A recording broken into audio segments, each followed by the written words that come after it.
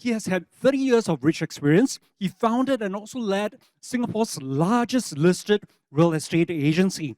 And this is also on the Fortune 500 Southeast Asia company that shaped Singapore's very own real estate landscape. I'm looking forward to him speaking to everyone else. Ladies and gentlemen, please welcome on stage founder and executive chairman of PropNex Realty, Mr. Ismail. Gafoor.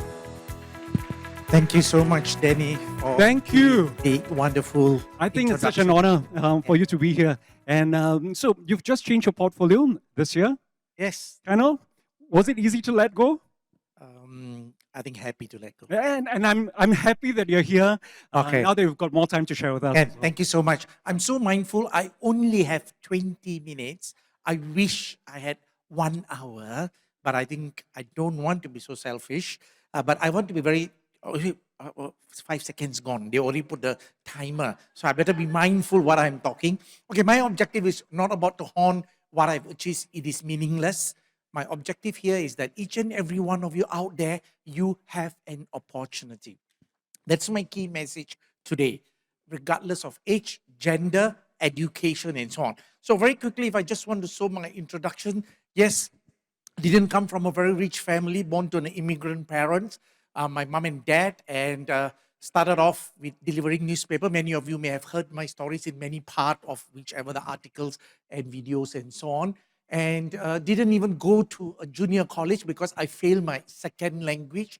Those days you need a minimum D7. I had E8. I repeated my O level again and took my second language. And very good news, I got F9. So I am condemned. I am not good enough. That's the bottom line. So I can resonate with you. I'm not a scholar. I just had mere O levels when I went into the army, but I always enjoy everything that I do. And that's how I ended up signing on in the army, mainly because I know I don't have many other alternatives just with an O levels. But I was fortunate simply because I always believe to each and every one of you, young, old, mid, whatever age you are, always give your very best. And that's how, even though just having an O levels, I got selected to go to officer cadet school, okay, by a second chance. Normally O levels don't get a chance to go. And that's how I ended up serving a very long time. But I must say, one of the key things about Singapore, regardless of race, religion, and whatever you can say, I believe meritocracy is the key that has helped me to where I am today. Meritocracy systems in Singapore, and that's why I'm so thankful to the founders of Singapore who has put in place that gave me all the second chances in life, open doors to go where I am. So in a nutshell, I served 13 years as a regular in the Singapore Armed Forces in the Guards Unit. And thereafter, I served another 24 years, total 37 years in the Armed Forces. But I must say the 24 years, I already started my entrepreneurial journey. That means I left the Armed Forces after 13 years. I was a pensionable officer, which means I could have chosen to remain in the Armed Forces and I could retire at the age of 55 with $1 million pension. But I choose to leave. The only reason I choose to leave, not because I don't like the army. If I hated the army, I would not have served another 24 more years in the national service. So I love the army. But deep in me, I just wanted to go out there and see the world and do the very best that I could. So that's what I'm trying to tell each and every one of you. If you're in any form of a crossroad, do decide. But before you decide, you need one thing. One of the vitamins in your body must be strong. Vitamin M. Stability, money. Yeah? You have all other things. If you don't have stability, you come out, you also will be stressed. Okay, so when I leave the army in 1995, I just started a two-man company with my wife, and the name after my wife, Noraini, the first letter word Noor. My name is Ismail IS.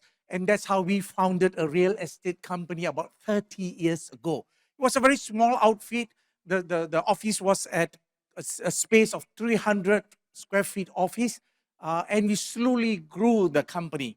Cut the story short, mindful of my time, 5 years down the road, what we did was we come together like-minded, and that's where we started PropNex 15 July 2000, and this year is our 25th anniversary. So to each and every one of you, I'm just trying to say, whatever your background, you have to start small. We have to grow. And that's how 5 companies came together, because we wanted to have economies of scale to grow the business and also to put in place greater professionalism. Okay, so what were the roadblocks that I faced? Some of the challenges that we had was, even though when I started the company as one of the co-founder of PropNex, within 2 years we had a lot of challenges. Within 2 years, one of the largest member of PropNex decided to quit. And to tell you the honest truth, there are some uh, articles are written or videos are placed. And what I had was, in fact, I, as a CEO of the company, didn't even know that the largest partner of my company quit. Why? I was too busy.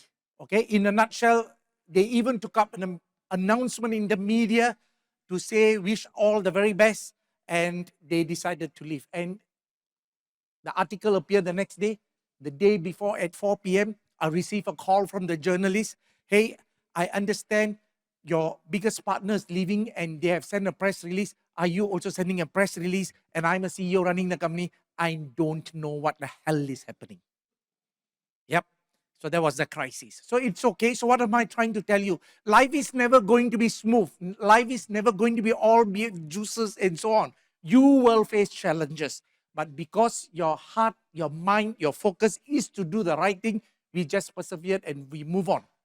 Then I realized we failed because we did not even articulated the clear core values, the ideology of the company, the vision and mission statement. I only started the company in 1996 with one simple idea, adding more value and wanting to grow the company and the business. But I wasn't really guided by a set of core values when we all come together to start PropNex. Different partners, different objective, different vision, different values. So that's where we put all these things in place. Therefore, in a nutshell, my friends, what am I trying to highlight? As small as you want to start your company or your business, it really doesn't matter. Even you want to be just a one-man show, try to settle these 2 things first, then you will have so much more clarity in building that particular business. Even you're going to be freelance, it really doesn't matter. What is core values? Core values, a small set of general guiding principles, not to be confused with specific cultural operating practices, not to be compromised for financial gain, and the purpose. Why do you want to do? Why do you want to start that small startup? There must be a meaning to it. These 2 forms a core ideology, and you can build on, and that's how we did that. Second roadblock came in 2008. We decided to terminate 2,800 people in one day. Why did we do that? Because in 2008, the industry was not regulated.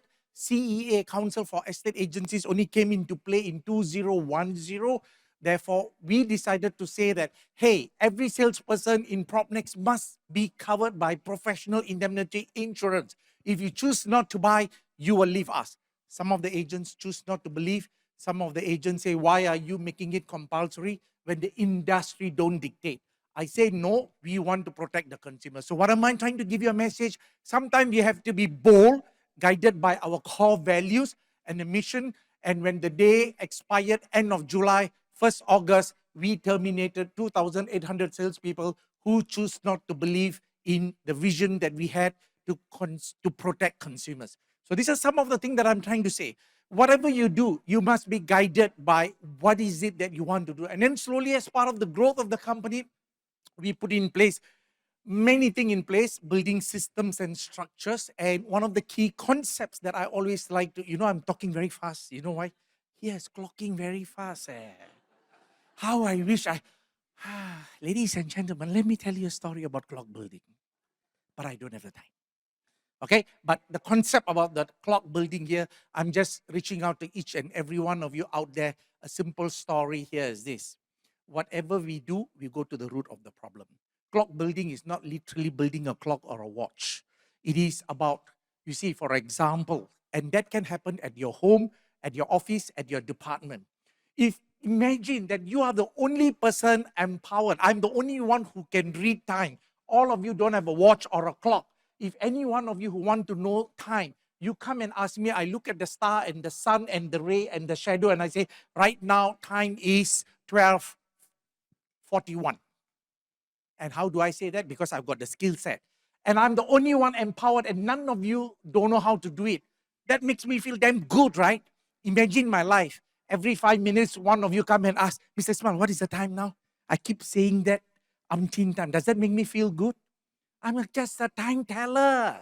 So what am I trying to say is any business, any life in your department, if you want to do, build a clock. And clock is as simple as all I need to do here is this, not a mechanical clock. I need to get all of you. I need to brief you. I need to say, how do I read time? And I give you a printout and give it to you. Go and paste it on your respective table. I tell time by looking at the shadow that comes through the window, through the thing. I estimate the time. If all of you are empowered, you go back to your rest of the table. Do you need to come and see me? Don't need. Have I empowered you? Yes. Have we all become more productive? Yes. And that's the concept of the belief that I believe. PropNex, when we started, we wanted to build a clock and not be a time teller. And that's how this whole story that I just shared. But wouldn't that person be even more amazing if instead of telling time, he or she built a clock that could tell the time forever, even after he or she is dead or gone? So that's the concept that we believe in do. Okay, now let's be very quickly, because of this is part of the CPF, and I've got less than 10 minutes. I just need to want to talk about a little bit about financial management. I always believe in delayed gratification. Trust me, what do I meant by that here is this. It is easy to spend money. It is easy to be emotional in any of our purchase, but it is so difficult to be disciplined. But always be prudent, save for the future. And that's a definite mantra that I believed, and I try to just empower as many people as possible. The next thing here is this. In your initial years, what is too ultimate for me, these are all my personal opinion, too ultimate that one could never take risk is health insurance and savings plans. This is ultimate. Because when we are young, we never know what can hit us. If not, we work so hard, we don't have a health plan, use your CPF, MediSave, MediShield, whatever, go and get the maximum, cover your health. Then you have a peace of mind. You cannot compromise this.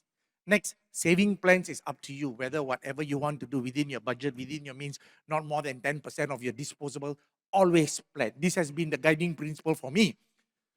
Number 3, contributing to CPF as an employee or self-employed is ultimately very important. You know, I was just talking to my staff who's here then just now while there. I said, hey, let me go to my SingPass and go and check my CPF. Do I still have CPF money? How much do I have? I don't want to say how much I have. I'm not here to boast. I just let you know, 31st December, my interest. Every end of 31st December, only the credit. So I went there just now, just about less than 20 minutes ago. The interest I received for 31st December 2024 for all my account, retirement account, special account, and MediSave. The main account. Guess how much? 36,000 few $100. 36,000 few $100. That was my interest alone. Yep, because even though I passed 55, I choose not to take out all the money. I said, I don't want to spend so much money. I mean, it's okay. Because you know why? Today, your fixed deposit, what is your interest rate? Fixed deposit, 1.4, 1.2. Live in CPF, got 2%. I make money, let the government give me money, I'm happy. CPF is protect and take care of all of us. So sometimes it is not everything you need to take out. But if you have the skill set, but you can always use a CPF to invest in something, but you must be careful, okay? So all I'm trying to say is a part of the financial management, prudence, making use of the CPF. Investing in equity and real estate, obviously, I mean, how did I build my wealth? Is using CPF main account. Whether my first property was in a HDB property to upgrade it to a condo or landed, is leveraging using our own hard-earned money that goes to CPF. And I always make sure the property continues to appreciate and the property is an asset and it do not become a liabilities. Some of the key thing here is this. Sometimes the best thing that we do is we don't do anything and we feel safe. Trust me, 5 years down the road in 2030, there will be close to 5,000 HDB houses. The balance lease only 30 over years. Because HDB started building in 1960. Today, 65 years already. 5 more years, 70 years already. The first batch of the houses will only have 31, 32, 33. But we are happy staying. We think it's an asset. You really think it's an asset? May not be. So, but therefore, we want our CPF money to work hard. We want our hard-earned money to work hard. The only way to make sure everything is working so hard is for us to once in a while go back, talk to the right professionals or do an assessment to make sure the property don't become a liability, but it continue to be an asset. Okay, so this is something that I just would like to highlight. Just very quickly want to say, today, just 25 years ago, to be very exact, 29 years ago when PropNex started, I left the armed forces. I forgo $1 million of a gratuity and I started as a two-man company, Norris Consultants, on 1st January 1996. I'm happy and blessed to say today PropNex is the largest real estate company with more than 13,000 salespeople, and our market cap is today slightly above $1.7 billion. Is it possible for anyone? If all stars align, God want to give you, you can. But you must take the first step. Yep. And would you say it was my achievement? Not alone. It's a group of like-minded people. So we are blessed, as we said, we are in this Fortune Southeast Asia 500 ranked the last 2 years. We are also the Platinum Award and also the Best Managed Board. But therefore, everybody who wants to dream, you can achieve. Okay, so building a purpose-driven business. For those of you who want to go, wow, red light, I didn't know green become red. 3 minutes, 50 seconds. Okay, soon before they get me out of the stage. Okay, here what I want to just highlight here is this. It's very important, whatever you want to do, you must believe in empowering those in need as your business grows. So our commitment is caring for society. Every success that you have, you must always take note of the people who are in need. And that has always been in our mind. And in order to do that, we want to bring a compassionate community together. And what did we do? We have created within our PropNex, even in your business, I'm just giving you ideas. Whatever business you are, always think about making a difference. We have our own PropNex foundations with a $10 million seed money and a commitment of a $25 million. And every year we give like 160 students this year, special needs child, secondary school, they get bursaries. Okay, so we dish out bursaries from our foundation. We have a PropNex cash that we contribute. In fact, we have committed with ComChest for the next 3 years, whatever dollar that we contribute, the government will match 1.5 times. Okay, so we have committed that and we contributed $6 million because it's SG60 and Go Green. These are all very important things. This is what I say, that if you like a PropNex Care MOU sign pledging 1.5 million annually. So it is important. You cannot be strong if the community don't benefit. That should be the ultimate objective.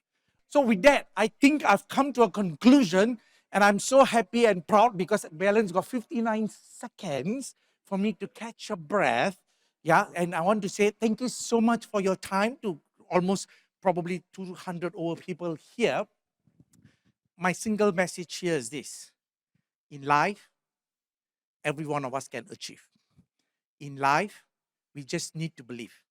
I am good enough. Yep, that's very important. With that simple belief, it doesn't matter your education, it doesn't matter your race, it doesn't matter whether you're a male or female, it doesn't matter someone say you are not as handsome or beautiful and someone else is sexier and macho, doesn't matter. It's here. Because we are God's creation. We come to this earth with a specific purpose and a mission. We do good for people, mankind, and society. Outcome doesn't matter. All rewards and recognitions are mere byproduct of anyone working passionately with the belief of adding greater good to people, mankind, and society. With that, I sign off. God bless. Have an amazing afternoon for the rest of the day. Ken. Very big hand, please, for Ismail. I hope you've been inspired and motivated. We're going to get him up and share more later on. We're going to have a Q&A session as well. If you've got any questions, feel free to key in and we'll be collecting all the questions later on. You can always address it to, this is for Ismail, this is for Rachel, this is for Seth. So one of the most wonderful books I've read is Purpose-Driven Life. And today, Ismail has given us a reason to have a purpose-driven career as well. And when you have a business that's purpose-driven, you're going to see so much more being reaped back. You're going to find it even more rewarding. Now, our next speaker has taken a very different career path, very exciting, but it has varied. Although I did feel that it's always been on the same trajectory towards success as well. He was first an insurance agent, but grew disillusioned, then spent years as an independent financial advisor, but earned too little, maybe in his opinion as well. Started a tuition center, a tuition business during COVID, and then eventually established his own YouTube channel as well as his digital website. So this is a choice of moving from traditional employment to digital entrepreneurship. And it's quite an amazing story. I hope that you're going to be satisfied by Sethisfy. Coming up next, please put your hands together for founder and content creator of Sethisfy, Mr. Seth Wee. Can I say I love the name of your business? Thanks. Whoever came up with that name understands you very well. Was it someone else or was it yourself? Myself, lah. Yourself. A bad pun on my name. You know yourself the best. Please, once again, give a big hand for Seth Wee. Thank you. Okay, thanks for the introduction. It's going to be tough to follow that, but I'll try. Okay, so today I'll be sharing my career journey, which is quite weird to me because usually when I'm presenting, I'm talking about credit cards, insurance, what kind of investments to get into and what not to get into. But today I'm just going to talk about my career. And I always see myself as being Mario. Right?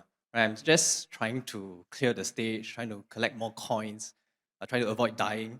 And I think that's really how I view the past, it's like 16 years of my working career so far. Okay, so I'll just take you through my career path. And I started as a tied insurance agent. So for those who are not familiar with the term, right, a tied agent literally means that you're tied to a single insurance company. So, regardless of whether the products are good or bad, you just have to sell the products. And as a 21-year-old, fresh out of NS, I didn't make it to university because my A-level grades were very lousy. So after my NS, I had a decision to make. Okay, do I go overseas study? Do I go to a private uni? Or do I go and work? And my dad actually was quite encouraging. He said, if you want to make money, just go and work. You don't have to study, which I thought was quite refreshing coming from, typical Asian parents. And my mom, she was an insurance agent back many years ago, so she also encouraged me to do the same. So I went in, I worked as a tied insurance agent, and in about 6 to 8 months, I made, I think I was totaling up the sum the other day, about $54,000 in 6 to 8 months, which not a lot of money, but for 21-year-old, and this was in 2009, that was not too bad. And that got me thinking, was the money a little bit too good? So I went to research more and I realized that the endowment plans that I was selling, the investment linked plans that I was selling were not really very good for my clients. So I lost the conviction to sell. And what happened was I qualified for an incentive trip. I went there and then the agents there, they were talking about the landed properties, the cars that they were having. And I just realized that maybe this is not the place for me. So I left and I joined an independent financial advisory company, okay, so IFA, where you can actually compare the different products for my client. And it turns out the good products end up in very little commissions. So I was making around, the first year, $10,000 for the entire 2011. So contrasted to my best month as a tied agent, my best month was $12,000 at that time. So I just, I still felt very hopeful. I thought that, okay, as long as I continue working, I continue giving good advice, I will be rewarded for it. But it never really happened. Okay, it improved slightly. It went up to maybe, I think, 18K in the second year. But I decided that I couldn't survive in Singapore based on this kind of income.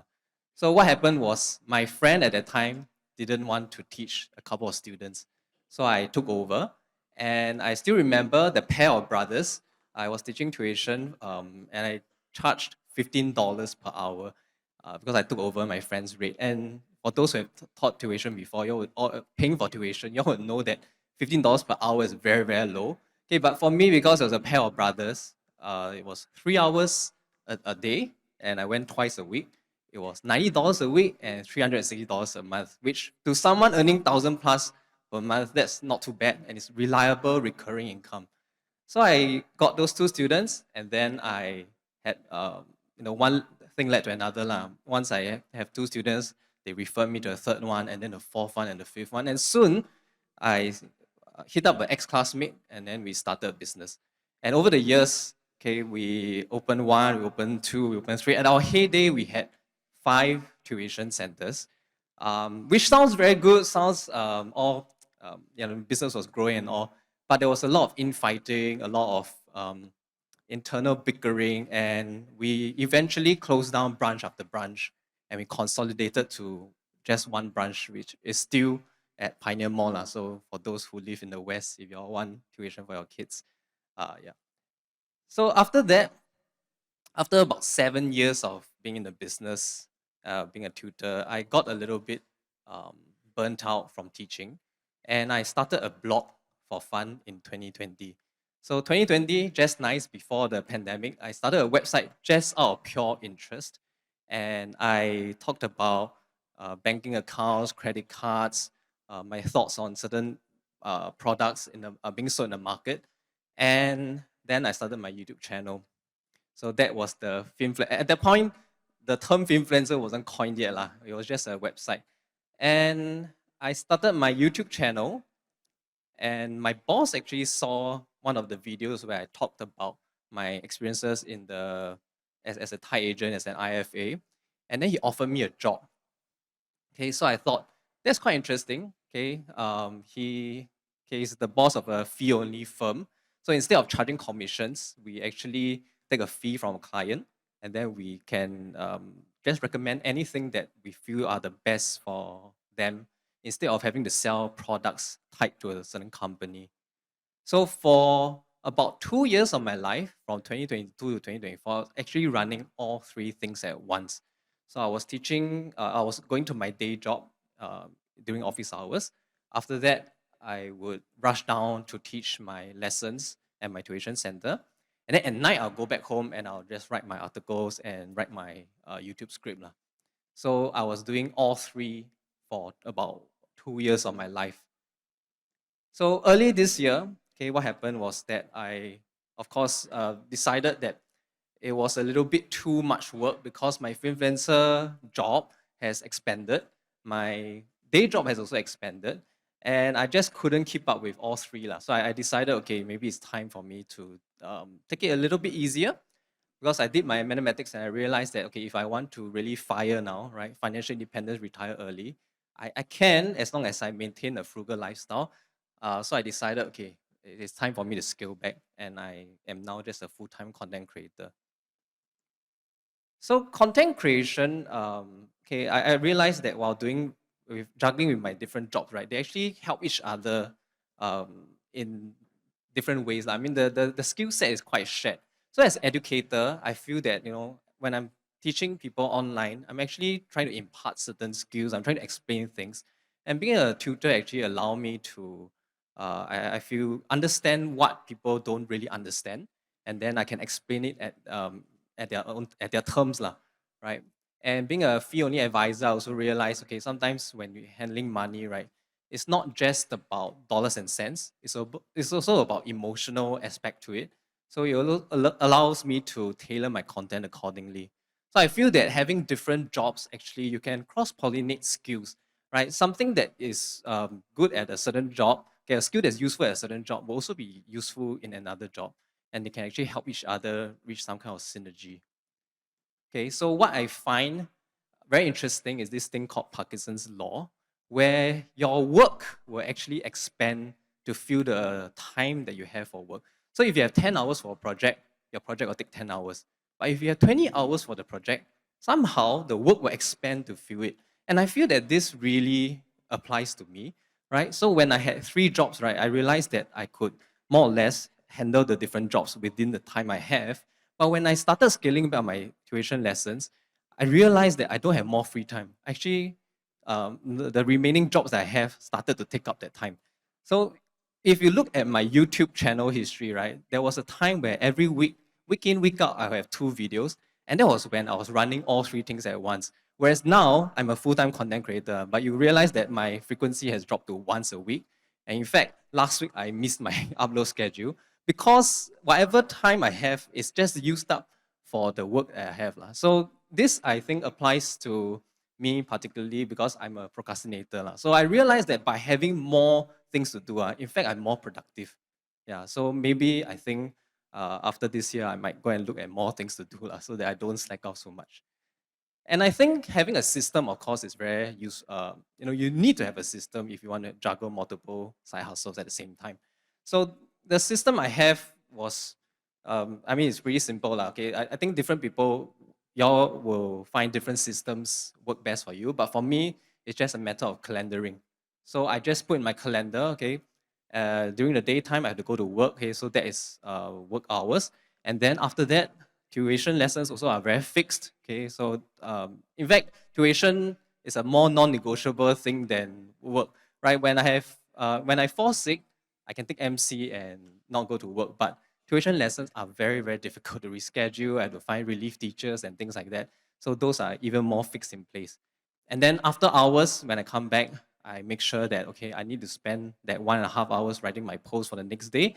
Otherwise, I have no post on the next day, and then I have to go to work. And also, my system was just, it's non-negotiable. The hours I have for this is the hours I have for this.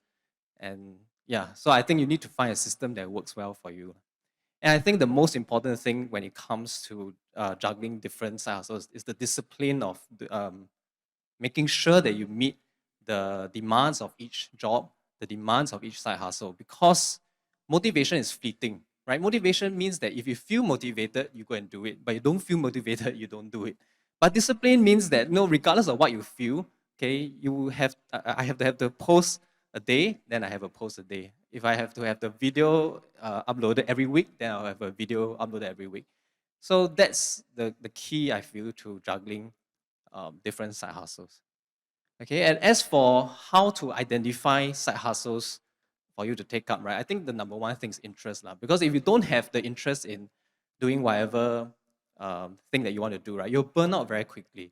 And for me, I realized that personal finance has always been a very intense interest for me, and therefore, even when I was teaching tuition, right, I found the time and I found the will to go and write articles to make videos because I really like personal finance.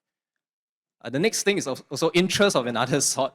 Okay, like vitamin M, as was mentioned earlier, right? That sometimes you have to do side hustles out of need, out of money, just like my tuition job. Okay, it's not that I was very passionate about teaching, but because my O-level grades were not too bad, I could teach primary school and secondary level, and there is a demand for it. There's a okay amount of remuneration for it. I took up the side hustle.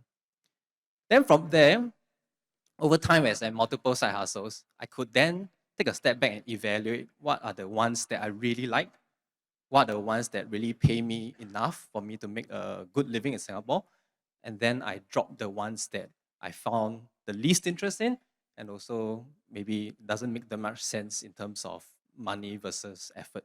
And therefore, today I only have one job, glad to say. And for me, I always separate my money into 3 pots. So the first is your emergency cash in case anything happens. The second would be for short-term funds for immediate, like maybe the next 2 to 3 years of use. And then, of course, we have a long-term pot, which is for, as the name suggests, well in the future, 10 plus years or so. So for me, emergency funds, I put into Singapore Savings Bond, okay, because it's fairly liquid. You can withdraw anytime you like, as long as it's the start of the month. And the interest is not too bad. Okay, I got in when it was about 3%. Now I think it's about 1.5, 1.6. But it reflects the interest rate environment because it's probably set to decline further. Short term, I put into high yield savings accounts. So there have been saving accounts that have been giving 3 to 4 to even 5% per annum interest. So there are still saving accounts that give 5% interest. So I have my money in that. And I also put some money into bond funds. Okay, and of course, for long term, I can take more volatility with it. I put into investments, I put into SRS to reduce my tax payable, and then I invest my SRS. And of course, CPF belongs to the long term pot. Now, for CPF, okay, I make sure that at least one income stream goes towards CPF. So, based on my 3 side hustles last time, actually, my tuition job, we put ourselves on a company payroll, we have CPF on it. My day job, I also have CPF on it. And fun fact, if you have multiple jobs, right, you can actually exceed the maximum amount of contribution per job. So you can actually, reach your FRS sooner or even ERS. And I also make sure that I top up every year to reduce my tax payable. So when you do your voluntary top up, you actually can reduce tax to 8,000 per person. So you can top up yourself to get $8,000 of tax relief, and then you can top up the loved one to get up to $8,000 as well. So for me, I feel that it is very important, okay, to contribute regularly to CPF, because even as someone as a saver, I describe myself as a saver. I realized that CPF is quite amazing because without thinking, right, over time it has built up to a certain amount, right, and then it's very useful for my home buying, it's very useful for my retirement in future. So for people who are not so good at saving, right, I think CPF is even more important, because the fact that you are automatically contributing every month is locked up for your future use. It's actually very powerful. Okay, over time you really see the fruits of setting aside some amount of money each month. And then, of course, it's also very good for reducing tax. So as someone with multiple side hustles, your income tend to push you towards a higher tax bracket, and that would mean that your tax obligation is also higher. So it's also very useful very useful tool for me to reduce tax, so that I can have more for my short term, as in I will pay less tax, which increases my short term pot. Yeah, and then I'm also growing my long term pot. So that's how you can also convince yourself to contribute to CPF. Of course, for me, I didn't want to voluntarily contribute last time, but then after I did the math, I saw the tax savings, I saw the long-term use of CPF. I actually eventually now top up every year.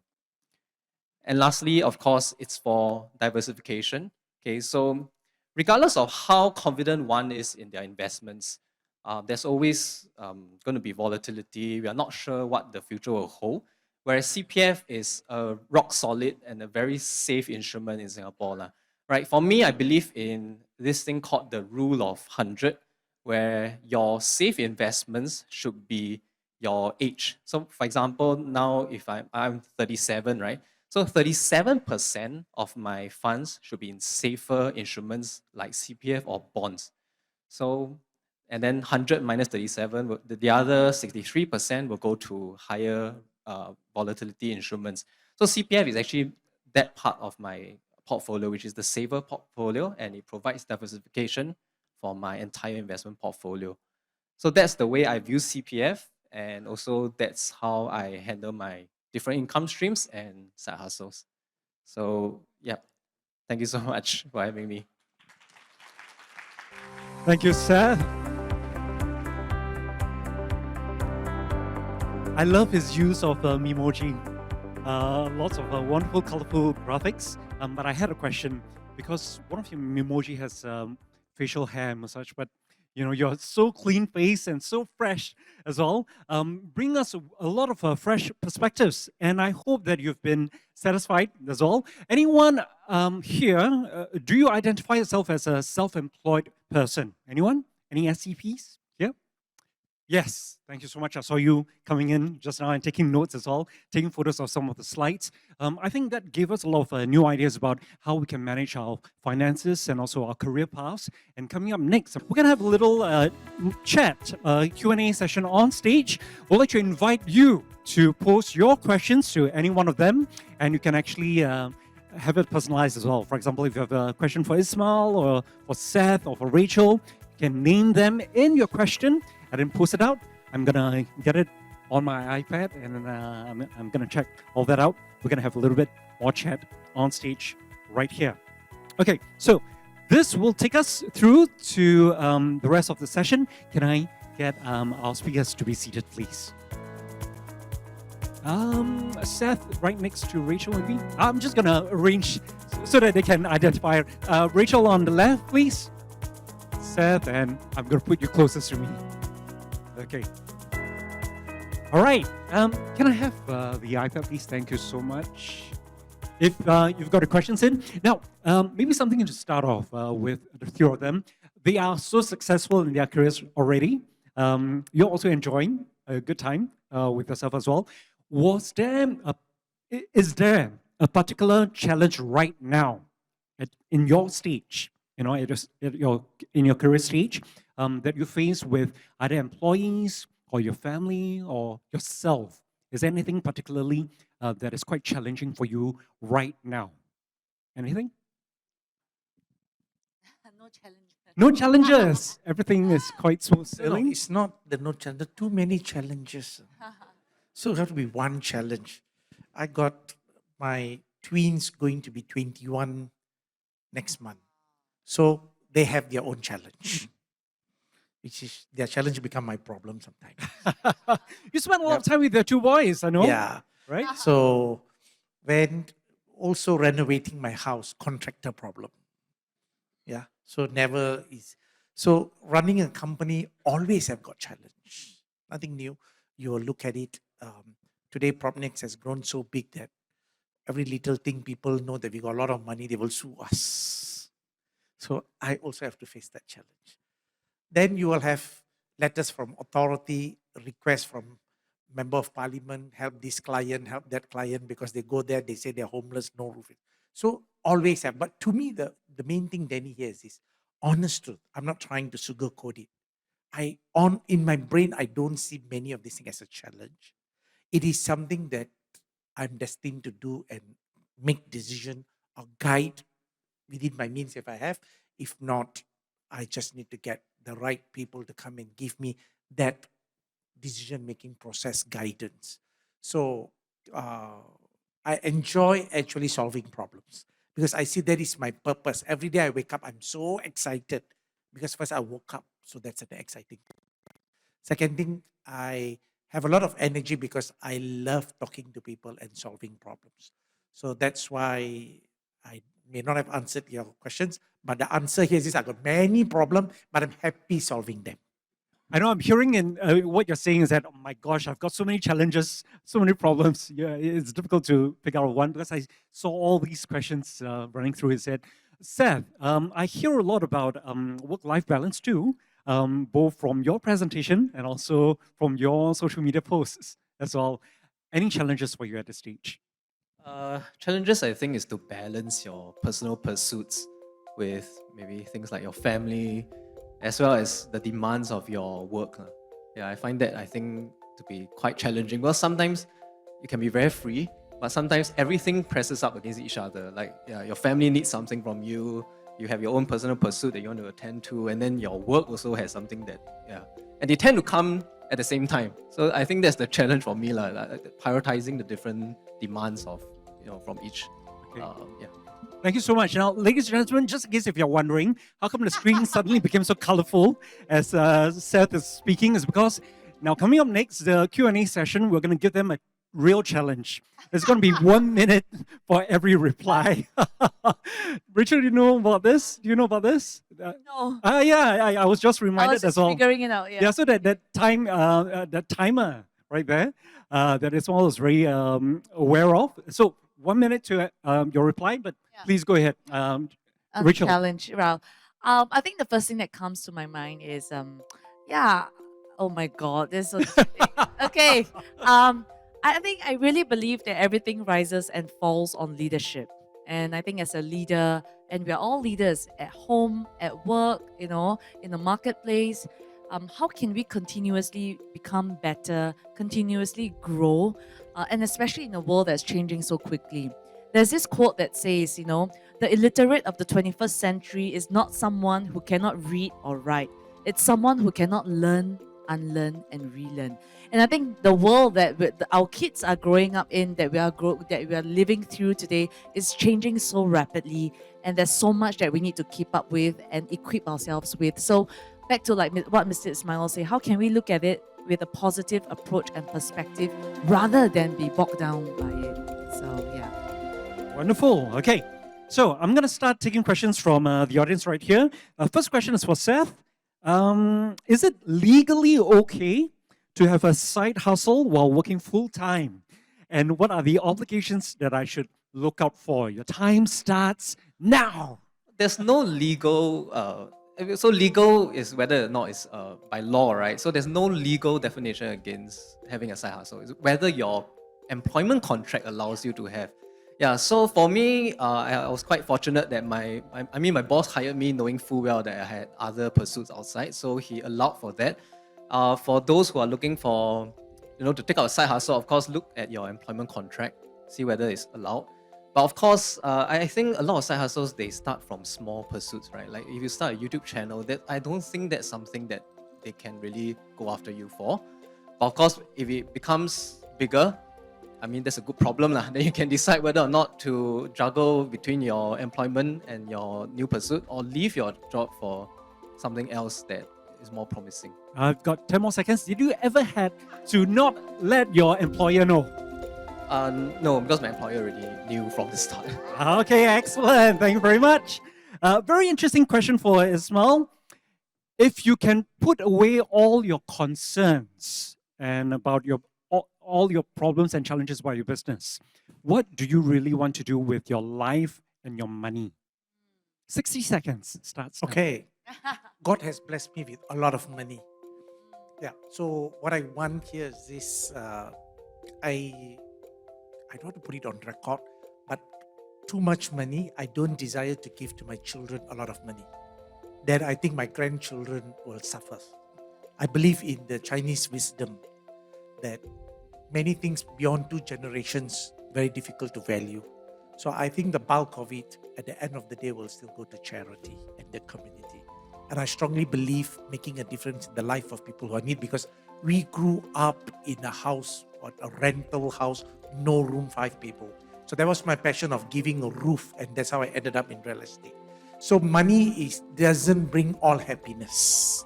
Money shared with even your loved ones, your parents, your brothers, your siblings, and whoever it is, give you greater joy. So I believe that doing good is the best. Wonderful. You have a wonderful grasp on time and duration.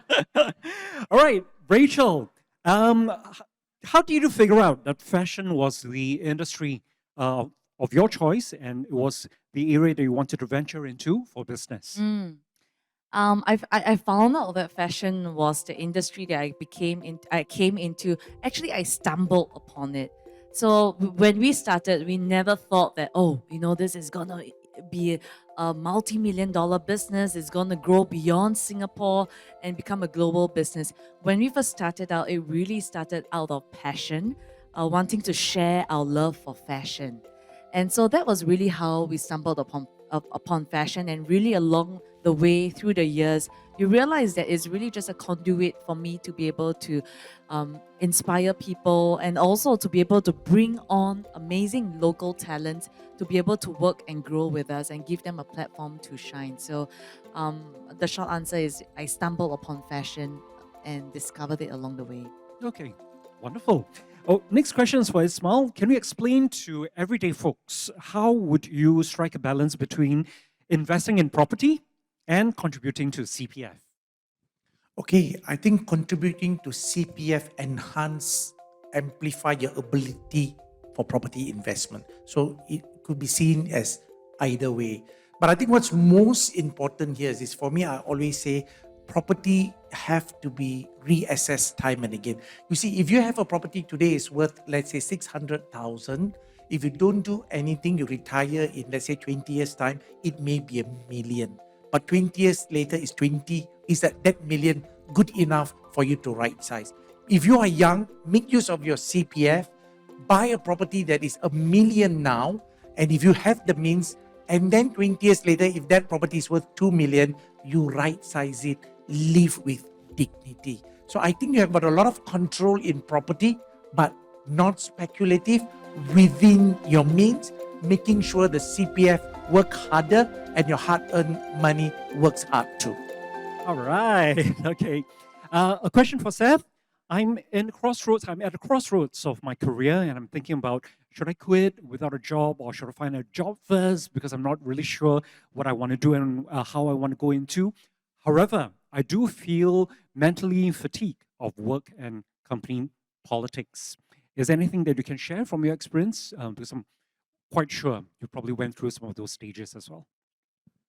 I think it's important to have something, to always try new things before you actually come to this stage. I think that's the importance of having a side hustle. So when you build something on the side, right, you have more options to explore, so that when you're not happy with your job, like I wasn't the happiest with my job, which is why I left earlier this year, I really have something else to turn to. Okay, but if you are someone who is considering leaving, I would suggest that maybe you should build something on the side first and see whether or not that thing can actually be your ticket out of your job. Yeah, because if you were to quit, of course, it also depends on how much savings you have. Like if you have a lot of savings, you can weather the next 12 months or so without a job. I might think that it's also the right thing to leave and then try something new. So there's no right or wrong answer. I really think it depends on your risk appetite as well as how much funds you have to weather this kind of events. Yeah. Okay. Very interesting question for Rachel. Do you face discrimination in your industry? And if it's about empowering yourself, what would you do, or what would you share with everybody right here? Very interesting question, especially because when we started 20 years ago, and the climate and the industry wasn't like what it is today. Even back then, when a couple of us we went to China to look for factories, it's just a couple of young girls, and we will knock on factory doors. They will look at us, and they would just close the door. They wouldn't even entertain us. And that's in China. And here locally, even, back then when we wanted to reach out to larger corporations, like back then the logistics company that monopolized Singapore, we wanted to reach out to them to see, okay, can we strike a partnership and collaboration where, because we are mailing out 5,000 packages a week. And what happens is we have to manually bring the packages to the post office, weigh each package, affix a stamp, and send it out. So back then, the organization turned to us and they say, "Oh, okay, maybe you can come back when your boss is here." And we look at them and like, I think we are the right people to speak to. So having thick skin. Oh, okay. Oh, What, they really cut your Yeah. mic? My gosh. having thick skin to go through all of that is very important. Okay. So that was the last sentence. I can feel everybody feeling very kanchang for you. Yeah. They're looking at the timeline and thinking like, oh no, is Rachel going to finish? Okay. This is a question for all three speakers. You can have a think about it. Starting with Ismail, maybe you can give the answer. To all speakers, if you only had one advice to give to aspiring entrepreneurs, however, the entrepreneurs might not be financially stable yet, okay? What would it be? What would be the advice? Ismail? Okay, I would say that start with a very clear intent, which is the purpose, right? Without knowing purpose, but don't start the business thinking about money. Because once you focus on money, and then it goes wrong. Because we every time think about money, we will not be guided by our values. And we try to cut corners. When we cut corners and we don't follow the values, we do things that eventually you also can't sleep. So as an entrepreneur, you want to start, doesn't matter to start small. Exactly as Rachel said, it doesn't matter whether it's 5 pack or 500 packs. One thing for sure, entrepreneurs have to work 16 hours to 18 hours a day. If that is not in your DNA or desire, if you focus so much of balanced life, then don't step to think about entrepreneur. So you have to really put in toil the hours. Wow. No, I'm so scared. I talk. I say I must stop. This is so stressful here, you know. Yeah, I see you speak. I also feel very scared. I feel like you're a very fierce father. No, because I don't like to be cut off. I like to be loved, right? But here on stage, put you on the spot. 10, 9, I say, okay, I finish it off. No, very- Before you cut me, I cut you off. You know, I love this as an MC, you know, but I'm now very curious. I want to speak to your twins who are going to be turning 21 soon. What kind of father is he like, you know, in private life? Seth, your 60 seconds starts now. I came across a powerful quote online. It says to make your first dollar online. And I think that is really very powerful because you don't have to go all in, you know, at the start, right? You just need to try to make your first dollar online. And then if it works out, you try to replicate it. Yeah, so you start small and then you scale it up if it's possible. Yeah, so I think that's how many businesses actually begin, right? So for me, I just started my website because I had a goal to pay my phone bills. Yeah, in the first year, you pay my mortgage. So yeah, so I think you should just start small. If it works out, good. If it doesn't work out, then try to find something else. So it doesn't have to be online also. Just try to make your first dollar elsewhere. See, that's what he does. He only uses 40 seconds. You don't have to use all the 60 seconds. I want to give maximum. Okay. And I donate to him. Donate! Wow, good cause. Excellent. And Rachel, your answer, please. Okay, wait, don't start first. Don't wait, start. No. I haven't- Reset. Wait, reset. Let me repeat the question again. Yes, okay? please. Yeah. So, Thank for you. a young entrepreneur who's not financially stable yet, Okay. what Wow. advice would you give? What might you think would benefit? Okay. Okay. Well, I would say that please, if I could give an advice, work under someone to learn all the ropes first before you come out to start something on your own. The other thing is an analogy that I really love and hold true to, which is Jim Collins. He says, before you fire cannonball, you fire bullets. Test on a smaller scale, tweak and learn before you go all in with a bigger investment. So for example, like Love Bonito, before we invested in our first ever physical retail store, we tested first by having pop-up stores, smaller scale, 3 months, 6 months, different parts of Singapore. We learn, we take a lot of notes before we have the confidence to go all in to start a physical flagship store. So test and learn, test and fire your bullets first before you fire cannonballs. Excellent. Danny, Yes. sorry. Because Rachel... You got 20 seconds. No, extra. Rachel inspired me to share something because this I've never shared before. Wow. Because I've never did not even write it in my book. Just give you an example. Because it's very sexy to an idea to be an entrepreneur, right? About 15 years ago, what I did was I applied to work at Subway without telling my name that I was already a CEO of a company and earning $4 an hour, 5 p.m. to 10 p.m., cleaning cables and all these things, exactly as what you said, want to learn the process. Because my wife said she want an F&B, she want halal. I said, let me go and work for 2 months and see what's the problem, Lord. Then I realized, no, we cannot do. Because we don't have economies of scale, we don't have things. So that's the point. So suddenly she triggered me. Yeah, I went through. Because why you want to be so excited and throw money when you never learn the ropes? That's a good point. And you Thank didn't you. write that in your book. Oh, never. No. Second edition lah, next edition. Because I already lied in my interview. So I don't want to say, because the guy asked why you want a job, I say I need to feed my children. Wow. My children are turning 21. They're going to have their problems. I need to have Subway sandwiches for them. Now we know. That's a wonderful story to share, I think. Yeah. And we value all these personal stories very much. For Seth, someone out here is looking to developing more presence on social media as well. The question is, do you need special skills to become an influencer? No.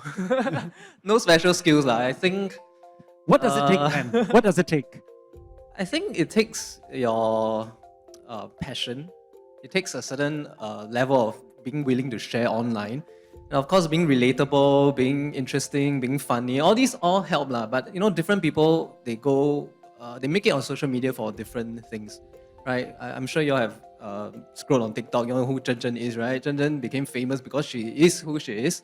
And then there are people who make it on social media because they analyze products, they say, you know, these are the best products that you can buy. So I think if you have something compelling to share, yeah, just go and try to do it lah. So I think it's just like making your first dollar online. If you don't ever try that, you wouldn't know how people receive your content. Yeah. Wonderful. Lots of questions coming in. Thank you so much. Please continue to do that. And also you can name the person that you want your question answered. To Miss Rachel, so courteous, so wonderful. Out of all the podcasts that you have done, which one impacted you the most and why? Wow, that's tough. It's like asking Ismail, who is your favorite child? It's Ooh. very hard, right? I think in different seasons of my life, I've had the privilege of really interviewing very different people and thought leaders. From international speakers, Dr. Gabor Mate, Adam Grant, to local leaders and stories, real stories. Even, for example, an ex-drug addict, Waiki, who went to prison, and his redemptive story after he came out and now is supporting people going through the same thing as he did, really inspires and touched me in so many ways. But one of the most inspiring, I think, for me is also Tan Sushan, the CEO of DBS, and how, if you listen to her podcast, she started as an intern at CEO and as intern at DBS and worked her way up to become the CEO of DBS. And I think that for me is very, very inspiring. Yeah, listen to the interviews and podcasts that Rachel does. Wonderful. For Ismail, any good advice for someone who's over 50 and planning to start a new business venture? Can you share, please? Yeah, I think it's good because especially when you're 50, you're tired of working for the same place. You have the wisdom, but you may not have the skill sets. So make sure don't put all your eggs in that particular thing because business always have got risk. And if you're not connected with the purpose and understanding and the right people, don't go. Sometimes it's okay to go franchise model because there's a proven system to support you because there's research and so on, right? So if you want to do it on your own, do small. Always start small. I think everybody have said that. That's very, very important because what we don't want here is this. You want to go to an entrepreneurial journey and then whatever your hard-earned money. And I've seen many people who retired from the civil service and so on, they get a lump sum gratuity. They try to be very bold and lose everything. Okay, so we have to be very meaningful. Money only need to be made when there is meaning behind it. Okay. All right, wonderful. Can I just have a show of hands? Who's above 50 over here? Wonderful thing that I read that the brain peaks between 55 to 60. So it's wonderful news for all of us who are either approaching 50 or 50 and beyond. There is so much more that is going to be happening beyond that, right? And it's going to be exciting. You can have plans, you can have a wonderful career, and you can be financially stable still too. Next question is for Seth, please. Do you have any advice for young audience who are beginning their career and also looking to have a stable financial journey? Can you share from your own experience? Young audience. How Young audience. Specify. 35 and below? I think, yeah, I will be repeating myself. I think the main thing is to have something on the side. Okay, as you go about your day job, always make sure that you are building something outside of your day job so that you have something to fall back on, right? It could be things like you might be sick of your job or it might be things like retrenchment. As long as you have something on the side, and it can be something small, it can be like teaching tuition again on the weekends or starting a small online business. Yeah, I think having that is very important for you to have options and to see whether or not those kind of things can grow to become your main thing. Because all my main struggles come from my side hustles. Like the side hustles grow into main things for me. Yeah, we see people selling their own creations, their own crafts, turning. Yeah. Can I take the 15 Sure. seconds balance? Go ahead. Okay. You've got 20 seconds more. Okay. Now, what am I trying to say? We are young, 25, 26. Rachel has given an example. DBS CEO, intern. I'm quite sure she did not hustle by the side because she loved that job. Okay? It's not wrong. You always can hustle for something if you want to always have a safeguard. But if you're so passionate in anything, because I'm trying to say my COO of a main board listed company was a management trainee 24 years ago. Today, she is the COO of the main board listed company. It's a lady. Yep. So if you are young, if you love the job, give your 100% and be a leader in your organization.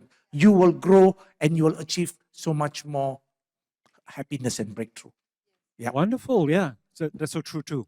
One question for Rachel from your fans. This lady, both she herself and her daughter are Love Bonito fans. How do you ensure that your brand remains relevant and appealing for all generations and more generations to come? Yeah. I think firstly, the key thing about Love Bonito is we are made by real women for real women. So what that means is we are our customers. I am my own customer. So I know exactly what are the changes, what she's looking for now, what she wanted 2 years ago is not the same as what she wants now. So that keeps me at the forefront of my game because I know and follow closely to how the customer has evolved. The other reason is also that, we have physical stores in different parts of Singapore and in different parts of the world. And a physical store is a great place for us to observe, talk to our customers, and understand more from what they're looking for, what they're not looking for. And after the end of every shift, our retail team will actually go into a Google Sheet to write down the observations, feedback, and insights. And that channels to HQ to really help us to create better for our customers. Yeah. And I would say support Singapore brands, and be really proud. I'm wearing socks. That's a Singapore brand, just to show that I'm supportive too. For Mr. Ismail, for a person 50 years old and beyond, should that person focus on consolidating the current career, or should a person pursue a possible new career? Okay. So it's a matter of where you are in that career ladder. If you think you have come to a plateau where the younger generations are more relevant, respectfully take step, do what you want to do and start something that you enjoy doing it. Because beyond 50, life is meaningless if you have to work every day to earn money and not being happy. Yep. But on the other hand, if you're 50 with all your wisdom, my CEO currently took over, he's 50 this year. He joined me as a telemarketer earning $4 an hour. After 23 years at 50, as he said at his peak, he is going to lead PropNex, a $1.7 billion company for the next 10 good years. So it is a personal call that you must see you are an asset and you can contribute to the organization, and ultimately you must be a happy soul. Only through happiness you can make huge difference. If you're not happy, it's okay to go and changkol also. Yeah. Wonderful. At any age, use up all the time that you have. Especially when you're given only 60 seconds. One question for Seth. You do so many gigs. What do people who work with you say you're good at? And what do you think you're really good at? Wonderful question, I think. What's Very the first interesting. line? What do people say you are good at? And what do you think you're really good at? I think people will say that I'm very good at calculating. So I'm a very calculative person. And I guess that's true to some extent. Like I like to look at financial products and then I weigh the dollar and cents and see whether or not, okay, this is something good or is it something bad. And that has translated into my online content. Yeah, so because when I sign up for any financial product, the first thing I want to know is it something that's going to be good for me? And if it's okay, then I share about it and I review. And if it's not, I also list the reasons why. So yeah, so I guess that's what I think people think I'm good at, and I also agree with that. Yeah. Okay, wonderful. Good alignment. For Rachel, you own a business and at the same time you also go into different communities. You reach out and you want to touch people too. So how did you set a purpose and get yourself into different communities while juggling the building of your business? Yeah, I think having a strong sense of purpose is very important, knowing your why. And knowing your why is not something that you wake up one day and it dawns upon you. I think it's really through a series of experiments. Be very intentional, especially when you still have health and energy on your side, to try many different things on a smaller scale. Be intentional about noticing how that makes you feel. Does it give you energy? Does it make you come alive? And there are certain things that I do and spend time with that make me realize that, hey, even though I spend 8 hours on this, I feel so energized after that. So use them as data points. And then when you look back, connect the dots. And that's when I realized that, apart from building the business and empowering women, a large part of what fulfills me is also spending time with a young audience or women to be able to give back and share more. Yeah. And with that, ladies and gentlemen, a big hand, please, to our three Thank you. speakers. Ismail, Seth, and Rachel.